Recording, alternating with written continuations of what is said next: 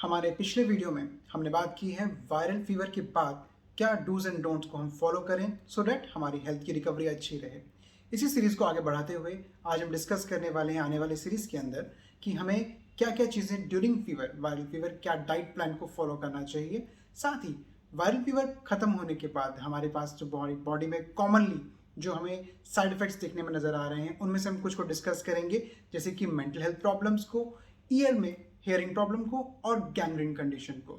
साथ ही साथ इन सभी कंडीशंस की इफेक्टिव होम्योपैथिक मेडिसिन के बारे में भी हम आपको डेफिनेटली एक ब्रीफ जरूर देंगे ताकि आपको हेल्प मिले इन चीज़ों के अंदर।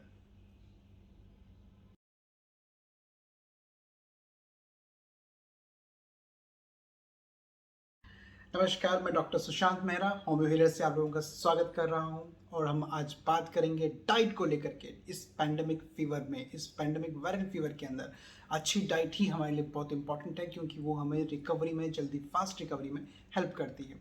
तो ड्यूरिंग दिस फीवर कंडीशन हम किस तरह की डाइट लें, ये बहुत इंपॉर्टेंट है। तो डाइट का हम ध्यान रखते हुए आगे बढ़ते हैं।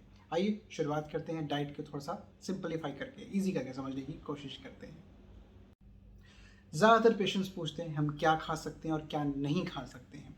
तो सबसे पहले हम थोड़ा सा शॉर्ट में आपको समझाने की कोशिश करते हैं कि हमें क्या चीज़ें नहीं खानी चाहिए। हमें प्रोसेस्ड फूड नहीं खाना चाहिए, हमें ट्रांस फैट नहीं खाना है, हमें सैचुरेटेड फैट्स नहीं खाना है, हमें एरिएटेड ड्रिंक्स जो हमारे कार्बोनेटेड ड्रिंक्स होते हैं, फिज़ वाले ड्रिंक्स होते हैं, उनको अवॉइड करना है, हमें अल्कोहल को अवॉइड करना है, हमें इसके अलावा कैफीन को अवॉइड करना है।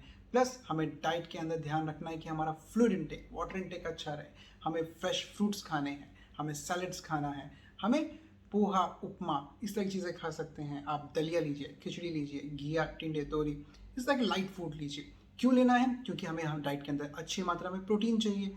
प्रोटीन क्यों चाहिए? बिकॉज प्रोटीन हमारी बॉडी का बेसिक बिल्डिंग ब्लॉक है। जब प्रोटीन बॉडी में जाएगा तो ऑटोमेटिकली बॉडी को रिपेयर करने में, नए सेल्स को बिल्डअप होने में फास्टर लेवल पे हेल्प करता है। और जितने भी हमारी बॉडी की हमारी टिश्यूज डेवलप होते हैं उसके लिए प्रोटीन बहुत ही एक वाइटल रोल प्ले करता है। एक बेसिक बिल्डिंग ब्लॉक है, बिल्डिंग ब्रिक है। उसके बिना बॉडी की ग्रोथ पॉसिबल नहीं है, बॉडी में रिपेयर पॉसिबल नहीं है।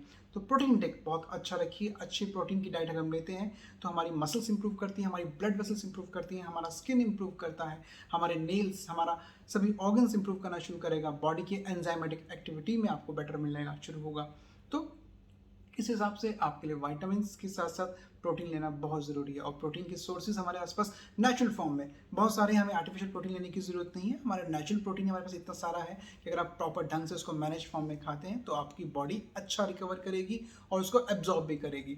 लाइक वाइज हम अब आप बताने वाले हैं किस तरह के प्रोटीन्स को आप ले सकते हैं। लाइक आपका एग हो गया, फिश हो गया, आपका टोफू हो गया, आपकी बीन्स हो गई। बीन्स मतलब आपकी जो फलियाँ होती हैं उनको आप ले सकते हैं। तो फलियाँ बहुत ईजिली अवेलेबल है मार्केट में, आप आराम से ले सकते हैं। आलमंड्स हो गए आपके बहुत ईजिली अवेलेबल है। आपकी ग्रीन पी हो गया, आपका मटर हो गया, आपके ईजिली अवेलेबल है। तो ये चीज़ें हैं जो आपको आराम से मिल सकती हैं। इसके अलावा दालें हम सभी के घरों में ईजिली मिल जाती हैं, नॉर्दर्न इंडिया में बहुत कॉमनली खाई जाती हैं।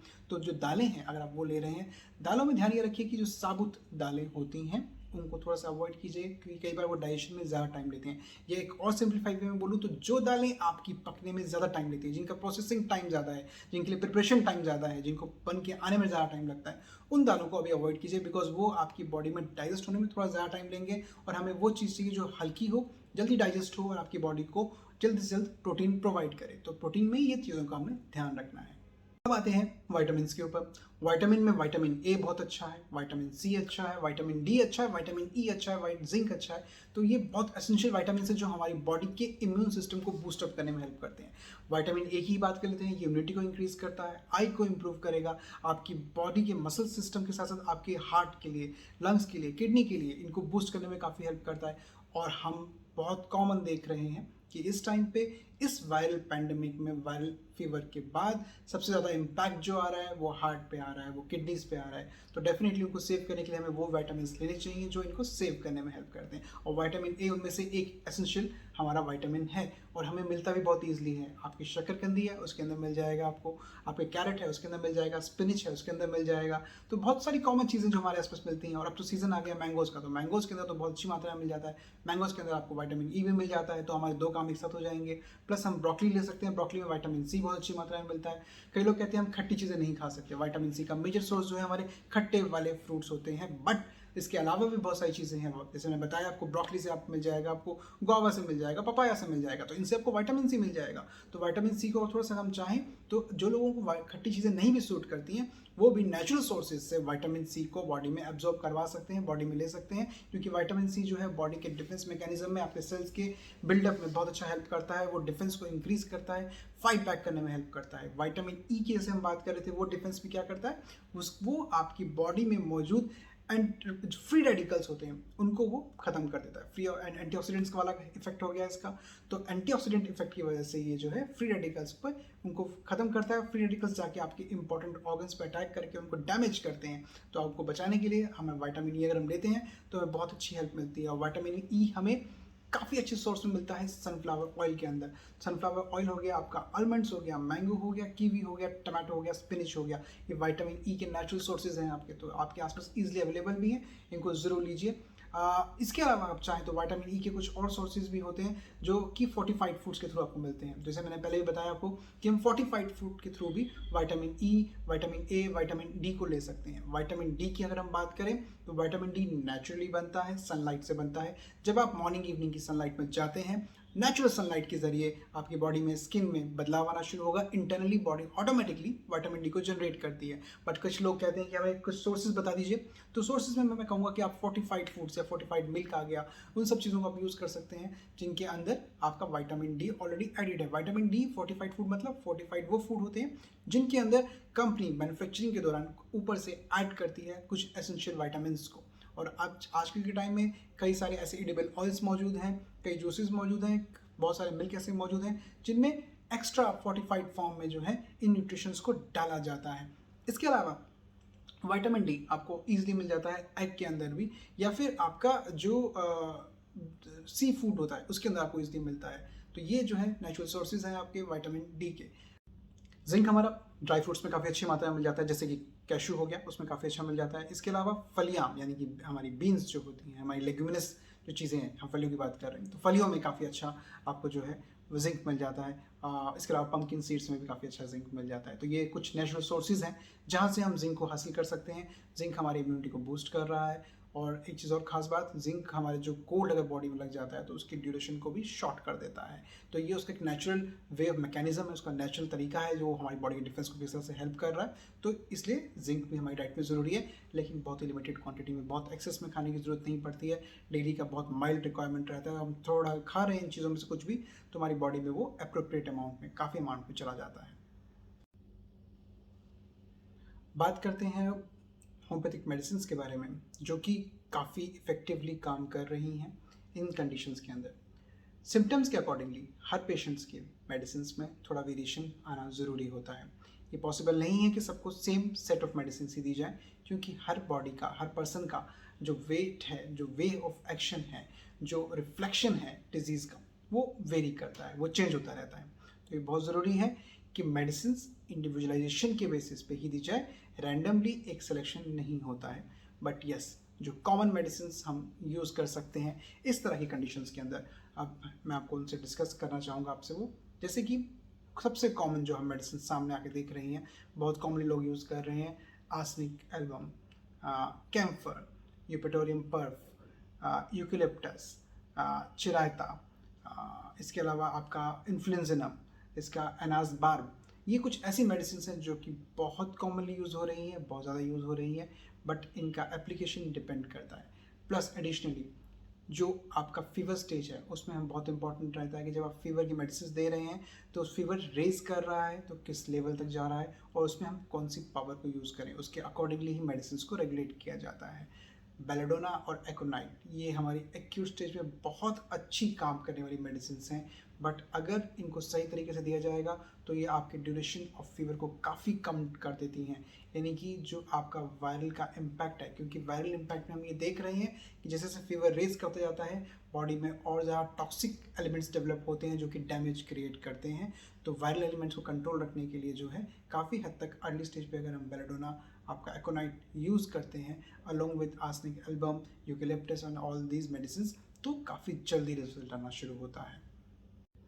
साथ ही साथ वीकनेस के अंदर इस फीवर में डेवलप होना बहुत कॉमन हो गया है। तो वीकनेस डेवलप हो रही है बॉडी के अंदर, लोगों में वॉमिटिंग सेंसेशंस डेवलप हो रही हैं, स्टमक डिस्टर्बेंसेस डेवलप हो रही हैं। तो एडिशन टू रेगुलर मेडिकेशन जो हमने आपको बताई, इसके साथ में आप नक्स वोमिका यूज़ कर सकते हैं, आप साथ में इपिकैक यूज़ कर सकते हैं, आप साथ में फॉस्फोरस यूज़ कर सकते हैं। तो ये वो मेडिसिन हैं जो आपको जल्दी रिलीव करने में इस कंडीशन में हेल्प करेगा। आप साथ में फेरमेट यूज़ कीजिए, फेरम फॉस यूज़ कीजिए जो कि बहुत अच्छा काम कर रही है। तो इनको यूज़ कीजिए जिससे कि आपकी बॉडी अच्छा रिकवर करेगी और फास्ट लेवल पर रिकवरी करेगी। मैं पहले भी कह चुका हूँ आपको कि पोस्ट वायरल रिकवरी में जैसे मैंने आपको बताया था कि 5-4 एक अच्छा काम करती है। मैं ड्यूरिंग फीवर कंडीशंस में भी कहूँगा कि जब थोड़ा सा आपका फीवर सेटल डाउन होना शुरू होता है, 5-4 स्टार्ट कीजिए, बॉडी रिकवरी लेट और बेटर हो जाएगा, बॉडी जल्दी रिकवर करना शुरू करेगी। तो पेंटाफोर्स या 5-4 अगर हम साथ में स्टार्ट करेंगे तो बॉडी में इम्यून मैकेनिज्म जल्दी कवर करता है, भूख बेटर होना शुरू हो जाती है, जो बॉडी में हमारे नेचुरल सॉल्ट्स हमारे लूज़ हो गए हैं वो फिर से रिप्लेनिश, फिर से भरना शुरू हो जाते हैं, जिससे कि बॉडी फिर से एक्टिव हो जाती है। तो नसों को स्ट्रेंथ मिलना शुरू होती है, लिवर को, डाइजेशन को बेटर होना शुरू होता है। हमें ये चीज़ों का ध्यान रख के चलना पड़ेगा, बिकॉज ये फीवर जो है बॉडी के सभी मैकेनिज्म्स पे बहुत ही ज़्यादा इफेक्ट डाल रहा है, उसको ब्रेक कर रहा है और अलग लेवल्स पे जो है इम्पैक्ट नज़र आ रहा है, जैसे कि ब्रेन हो गया, हार्ट हो गया, किडनी हो गया, ब्लड वेसल्स हो गए, इन सब पे इसका इम्पैक्ट आ रहा है। तो हर चीज़ को कंसिडर रखते हुए रेगुलर टेस्टिंग के साथ आगे बढ़ना बहुत ज़रूरी है, सो दैट पता रहे कि आपकी जो ब्लड इन्वेस्टिगेशंस हुई हैं उनके अंदर किन चीज़ों का लेवल इंक्रीज़ हो रहा है और आपको आगे किस तरह से कॉशियस रहने की ज़रूरत है, क्या प्रिकॉशंस लेने की ज़रूरत है, उसको ब्रीफ करने में हमें हेल्प मिलती है। अब बात करते हैं केयर और प्रिवेंशन के सबसे इंपॉर्टेंट पॉइंट्स के ऊपर। ये केयर और प्रिवेंशन अगर हम नहीं फॉलो कर रहे हैं तो हमारा चांसेस ऑफ गेटिंग इन्फेक्टेड बहुत ज़्यादा बढ़ जाता है, और अगर हम इन बेसिक स्टेप्स को फॉलो करते हैं तो हमारे चांसेस ऑफ गेटिंग इन्फेक्शन बिल्कुल कम हो जाते हैं। तो सबसे इम्पॉर्टेंट चीज़, सभी जानते हैं कि हमें इस कंडीशन के अंदर प्रिकॉशन के लिए मास्क बहुत ज़रूरी है, सैनिटाइजेशन ज़रूरी है, डिस्टेंसिंग ज़रूरी है। पर इसको थोड़ा सा और हम इलेबोरेट करके आपको समझाने की कोशिश कर रहे हैं, सिंप्लीफाई करने की कोशिश कर रहे हैं कि हम ऐसा कर क्यों रहे हैं। देखिए, वायरस जो है ये सार्स वायरस है। तो सार्स जो ये वायरस है, जो सीवियर एक्यूट रेस्पिरेटरी कंडीशन वाला जो ये वायरस है आपका, ये वायरस जो है हवा के थ्रू बहुत ईजिली हमारी बॉडी में एंटर करता है और हमारे रेस्पिरेटरी सिस्टम के थ्रू, यानी कि नोज, थ्रोट, माउथ से होते हुए लंग्स वाले इस पूरे मैकेनिज्म के थ्रू बॉडी पे अटैक करता है। इस कंडीशन में इसको रोकने का सबसे सिंप्लीफाइड तरीका है कि इसकी एंट्री को ब्लॉक किया जाए। ना ये अंदर बॉडी में एंटर करेगा, ना ये आपको इन्फेक्ट करेगा। बॉडी में एंट्री का पॉइंट कहाँ से है? एंट्री का पॉइंट है आपके नोज, माउथ, ईयर, आइज। ये 4 चीज़ें हैं। सिंपली इनको चारों को कवर कर लीजिए, आपकी बॉडी में इसका एंट्री पॉइंट बंद हो जाएगा, आपके चांसेस ऑफ गेटिंग इन्फेक्शन बहुत ज़्यादा गिर जाएंगे। तो यानी कि आपको हमें 4 चीज़ों को सबसे इंपॉर्टेंटली सेव करना है। कानों को, आँखों को, नाक को और मुँह को। कानों को सेव करने के लिए हम यूज़ कर सकते हैं सर्जिकल कैप्स आती हैं, या जो भी आपको चीज़ें कवर करना चाहें आप उससे कवर कर सकते हैं, जिससे कि जो कान की जो ट्यूब्स हैं उनमें किसी भी फॉर्म में हवा में बहने वाला ये वायरस जो हवा के थ्रू हमारे कानों के तक एंटर कर सकता है, वो आगे ज़्यादा डीप में नहीं पहुंच पाएगा अगर आप प्रॉपर्ली इसको कान को कवर रख रहे हैं। आप सर्जिकल कैप यूज़ करें इसमें। इसके अलावा आइज़ को प्रोटेक्ट करना बहुत ज़रूरी है। आइज़ को प्रोटेक्ट करने के लिए आप अपना गॉगल्स यूज़ कर सकते हैं, या आप अब तो आपके पास कोविड शील्ड्स आ गई हैं जो कि हम फेस पे यूज़ करते हैं, जिससे कि हमारा काफ़ी हद तक, जो इसको हम एंटी स्प्लैश शील्ड भी बोलते हैं, तो ये शील्ड जो हैं इनको अगर यूज़ करते हैं शील्ड को, तो ये आपको काफ़ी हद तक जो है हेल्प करती हैं, क्योंकि ये आपके डायरेक्टली आपकी आइज़ में कोई भी स्प्लैश आने से रोकती है। मान लो कोई सामने खांस रहा है, बोल रहा है, इवन बोलने में भी वेपर्स निकलते हैं, तो वो वेपर्स जो हैं आपकी आई के थ्रू एंटर नहीं करेंगे, तो ऑटोमेटिकली आपका एक प्रोटेक्शन डेवलप हो गया। तो या तो गॉगल्स यूज़ कीजिए या फिर एंटी स्प्लैश शील्ड जो कोविड शील्ड है उसको यूज़ कीजिए। और जहाँ तक रहा नोज़ और माउथ की बात, तो वो तो आप यूज़ कर ही रहे हैं, सभी को यूज़ करना चाहिए। मास्क यूज़ कीजिए, कम से कम ट्रिपल लेयर मास्क ज़रूर यूज़ कीजिए, सो डैट आपके मास्क को वो क्रॉस करके आपकी बॉडी तक ना पहुंच सके। एंड डेफिनेटली बाबा मास्क को टच नहीं करना है बाहर से, और टच कर भी लेते हैं तो उसको हैंड को प्रॉपर्ली सैनिटाइज करना है। ये तो हुआ खुद की प्रोटेक्शन की बात। एडिशनली ये ज़रूरी है कि जिस इन्वायरमेंट में हम बैठे हैं, जिस इन्वायरमेंट में हम काम कर रहे हैं, उसको भी हम प्रॉपर्ली वेल सैनिटाइज करें। यानी कि जो हमारे आसपास की जो चीज़ें हैं उनको हमें सैनिटाइज करना बहुत ज़रूरी है। अब बहुत सारे एंड डिसइंफेक्टेंट्स मार्केट में अवेलेबल हैं जिनसे आप अपने आसपास की कॉमनली यूज होने वाली सरफेसेस को डिसइंफेक्ट कर सकते हैं, तो उनको आप डिसइंफेक्ट कीजिए और ऑटोमेटिकली वो आपकी काफ़ी हद तक हेल्प करेगा। तो सरफेसेस को डिसइंफेक्ट कीजिए, खुद को प्रोटेक्ट कीजिए। थर्ड चीज़ रहती है आपके आसपास की हवा। जिस क्लोज एरिया में आप बैठे हुए हैं, अगर वहाँ की हवा के अंदर ये वायरस है तो क्लिनिकल स्टडीज़ बताती हैं कि एक तो ये बहुत हल्का है, तो इसलिए ये काफ़ी देर तक हवा में टिक सकता है, काफ़ी लंबा डिस्टेंस ट्रेवल कर सकता है। तो ऐसी कंडीशंस के अंदर मैं रिकमेंड करूँगा कि आपको एयर प्यूरीफायर्स यूज़ करने चाहिए। एयर प्यूरीफायर्स में खास ध्यान ये रखिए कि एयर प्यूरीफायर सेलेक्ट करते वक्त ये ज़रूर देखिए कि वो प्यूरीफायर कितने एरिया को कवर कर सकता है और अपनी एरिया की रिक्वायरमेंट के हिसाब से उनको सेलेक्ट कीजिए। तो एयर प्यूरीफायर लीजिए, प्लस एयर प्यूरीफायर में अपनी चीज़ ज़रूर ध्यान देनी है कि आपका एयर प्यूरीफायर हेपा फिल्टर्स वाले होने चाहिए, बिकॉज हेपा फिल्टर्स ही जो है वो वायरस को उसमें फिल्टर आउट करेंगे। प्लस अगर उसके अंदर प्लाज्मा क्लस्टर फॉर्मेशंस की कंडीशन है, मतलब अगर आपका जो एयर प्यूरीफायर है उसमें प्लाज्मा क्लस्टर्स आते हैं, तो ये एडिशनली बहुत अच्छी चीज़ है, बिकॉज हवा में मौजूद जो बारीक आपके वायरसेस होते हैं, प्लाज्मा क्लस्टर्स उनको आकर के ब्रेक कर देता है। तो जब आपके एयर प्यूरीफायर हवा में टाइम टू टाइम एक रिलीज़ करते हैं प्लाज्मा क्लस्टर्स को, तो प्लाज्मा क्लस्टर्स हवा में मौजूद इन वायरसेस की शील्ड को या इन वायरसेस की जो आउटर कवरिंग है उसको ब्रेक कर देते हैं, जिसकी वजह से वो बेकार हो जाते हैं, वो यूज़ नहीं कर पाते, अपने आप को ख़त्म हो जाते हैं। तो यानी कि अगर आप अपना फ़िल्टर लेने जा रहे हैं एयर फ़िल्टर, तो उसमें ध्यान ज़रूर रखिए कि हेपा फ़िल्टर ज़रूर हो, और अगर प्लाज्मा क्लस्टर्स टेक्नोलॉजी इसमें यूज़ हो रही है तो एडिशनली बहुत बेनिफिशियल है, आपकी प्रोटेक्शन, आपकी आसपास के एनवायरनमेंट की एयर प्रोटेक्शन में काफ़ी हेल्प करेगी। तो हमने खुद को प्रोटेक्ट करने के लिए 3 चीज़ों पे ध्यान देना है। सबसे important self protection, second thing is आसपास के जो सर्फेसिस हैं उनकी protection, and third thing is जो हवा में एयर जो है वो क्वालिटी हमारी बेटर होनी चाहिए, उसके अंदर जो है वायरसेस नहीं होने चाहिए। तो इस तरह से आप इंश्योर कर सकते हैं कि आपके और आपके फैमिली मेम्बर्स सेफ रहें, उनको इन्फेक्शन कैच ना हो। एटलीस्ट आप एक ऐसे सेफ इन्वायरमेंट में रहेंगे जहाँ पे चांसेस ऑफ गेटिंग इन्फेक्शन काफ़ी कम हो जाता है। वीडियो को लाइक ज़रूर कीजिए और उन लोगों से शेयर ज़रूर कीजिए जिन लोगों को इसकी सबसे ज़्यादा ज़रूरत है, जो अभी रिसेंटली फीवर से उठे हैं या फीवर में हैं, उन लोगों को ज़रूर शेयर कीजिए ताकि उन लोगों को भी हेल्प मिले और वो आगे के लिए अपने आप को प्लान आउट कर सकें, अपने वे ऑफ लिविंग को इम्प्रूव कर सकें।